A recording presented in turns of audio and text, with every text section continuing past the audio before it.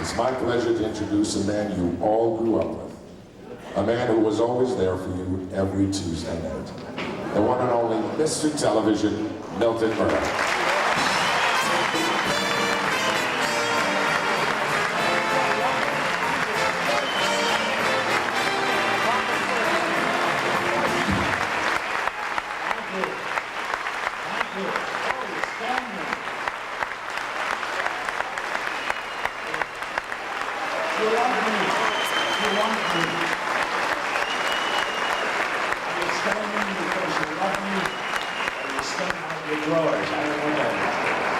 The spotlight's too bright, please. We'll fade the suit. Dim it way down, please. I want to thank you. Your name? John Philip Sousa, thank you. You did a great job. Not today. Now, I'm telling you, Stanley, you were never funnier. And it's a shame. I love this man. He's a wonderful writer. Shall I tell him? He just finished a picture for Woody Allen. He wrote a picture, it's called Take Her, She's 9.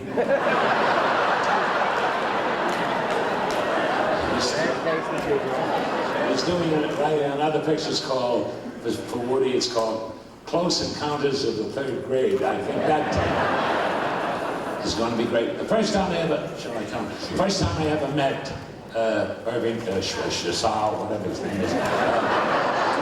First time I ever met Stanley was about 30 years ago in Brooklyn, and at that time he was bawling my cousin. It was Jensen. It was good too.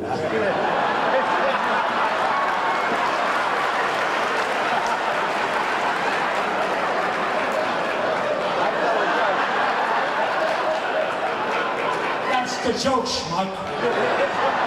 Get the hell off. Get it. Let's hear it for him. Get it. My joke. First, I want to welcome you and tell you how I shake hands with you, but I see you're busy. I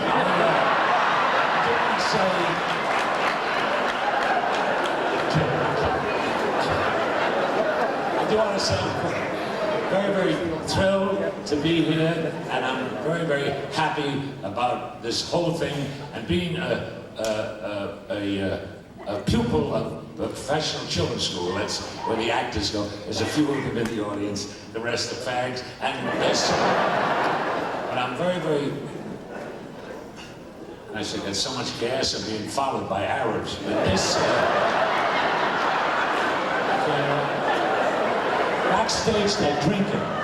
In the green room, they're boozing it up. I don't drink. Jews don't drink too much. Because it interferes with their suffering. I would like that. It was a good audience. Good audience.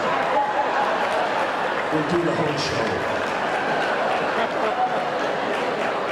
No, I gotta take it. Which joke are you working on? I want to tell you how happy I am to be here and so thrilled. And it's strange that there's no food backstage back there.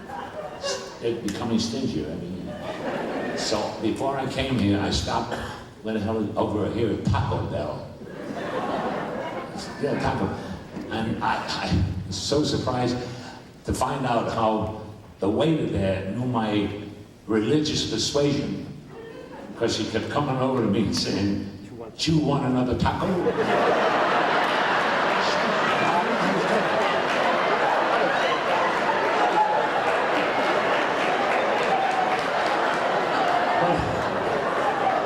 I'm glad to see so many people in the audience tonight, and I'm very, very happy to be here. My lovely wife is out front. Not out front, but she's out front.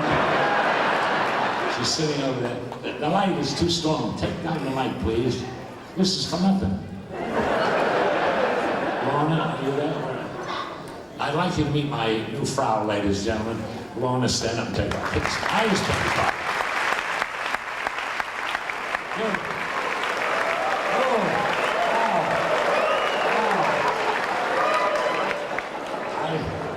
Hey, you know, Me being only 73. That's a good one. Sorry, you're 73. I remember you, lady. You heckled me about 30 years ago. I never forget a dress. This, my wife Lorna, you get a load of this, man. She's 51 and I'm 84. Just protect me, that's all. I want to tell you something. Sex at 84 is terrific, especially the one in the winter.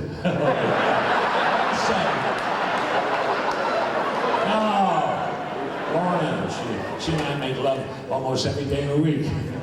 Almost Monday, almost Tuesday. Oh, I gotta tell you, this is a true story. If it's not the truth, I should drop dead in this spot. I gotta tell you. We're married. Listen. What am I shouting about? I got the job. Come on, laugh it up, boys. I laugh when you play. We're married now, how many months? About 8 months, and this is a true story. And 2 months ago, I swear to God, 2 months ago, we made love, Lorna and myself. I mean, for an hour and 3 minutes. Of course, that's the night they turned back the clocks. But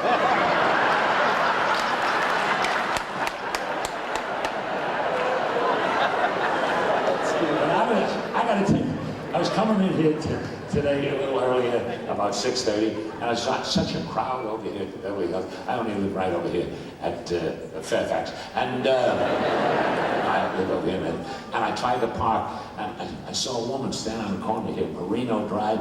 She had one of her boobies hanging out. I mean, I swear, I was embarrassed.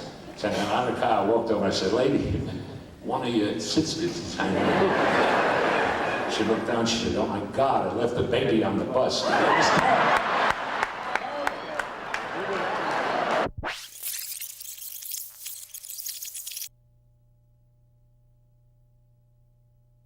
Of course, that's the night they turned back the clocks. But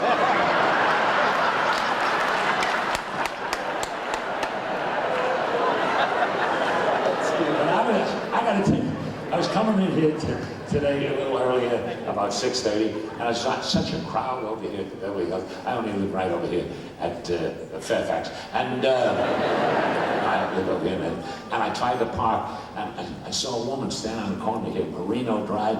She had one of her boobies hanging out. I mean, I swear, I was embarrassed. So I got out of the car, I walked over, I said, lady, one of your tits is hanging out. She looked down, she said, oh my God, I left the baby on the bus. It was terrible. Terrible thing.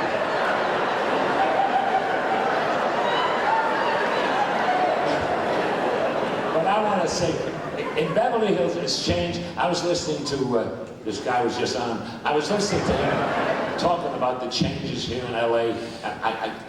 I was coming in backstage tonight, and an old lady walked over me. She must have been about 89. She walked over.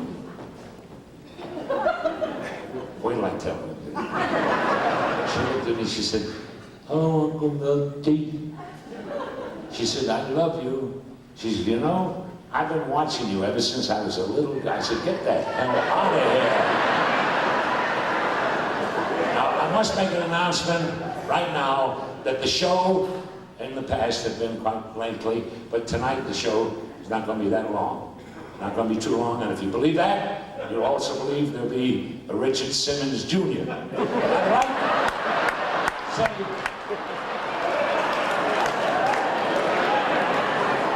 Don't nudge her, she understands. Don't do that. But you see crazy people. I was walking along Wilshire yesterday, and I was stopped on the corner of Rodeo, and I heard two guys talking. One, they were talking in Iranian. And I got mad. I walked in, and I said, stop talking Iranian. You're an American now, speak Spanish. Think about it.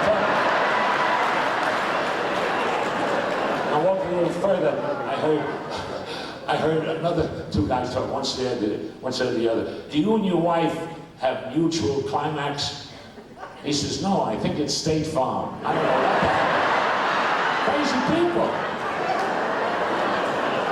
I saw a guy dressed very funny yesterday on Rodeo. I walked over and I said, "Are you a Jehovah's Witness?" He said, "I didn't even see the accent." I don't know what he was talking about.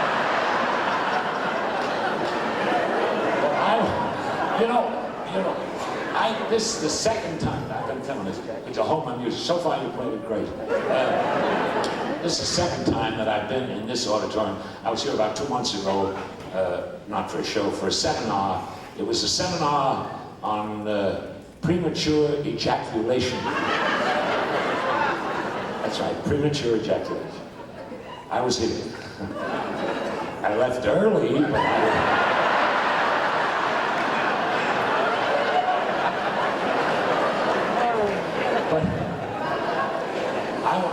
I want to just say this. He was telling some stories here before about rest homes and Mr. Bush and everything. I got to tell you one story. Tell it. I don't know. In Miami, 3 women in Miami, they're sitting on a porch on Collins and 13th. Such a track play this time. The name of the hotel, it was a place called Cone Spanish Villa. So these 3 women, these Yankees, they're sitting on the porch and they're rocking and they're rocking and they're rocking. And the first one says the second one, she says, "Tell me,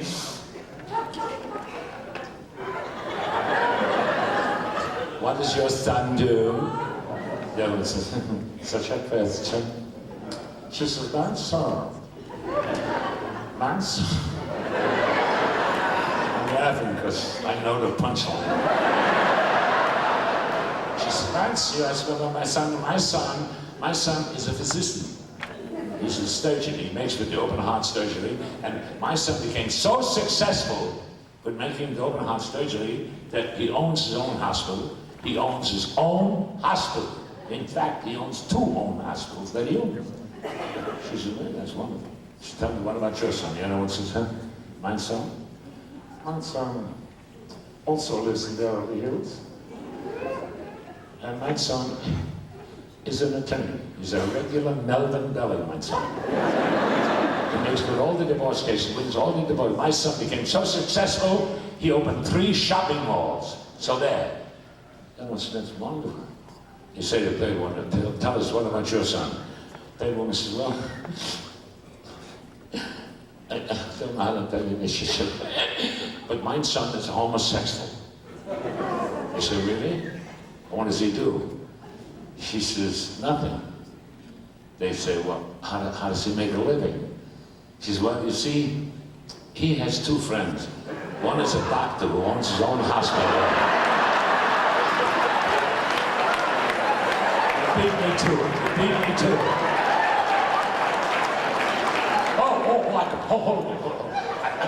I gotta tell him. Oh, before I go any further, I'd like you to meet our conductor, who's a better motorman, but I would like you to meet him. I want a warm reception. Manny Harmon, ladies and gentlemen.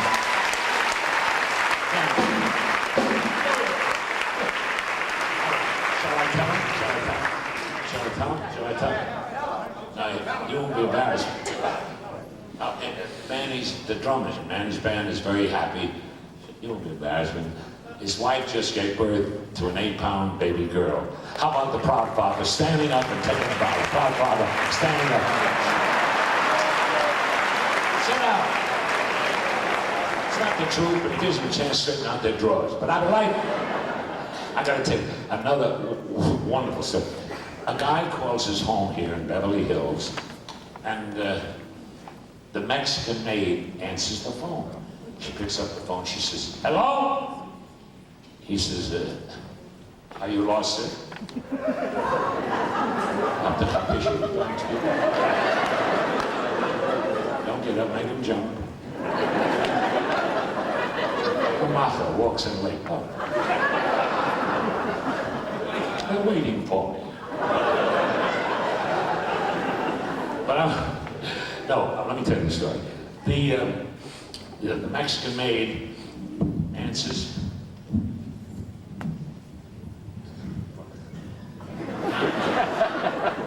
There's a switch, I can't get it down.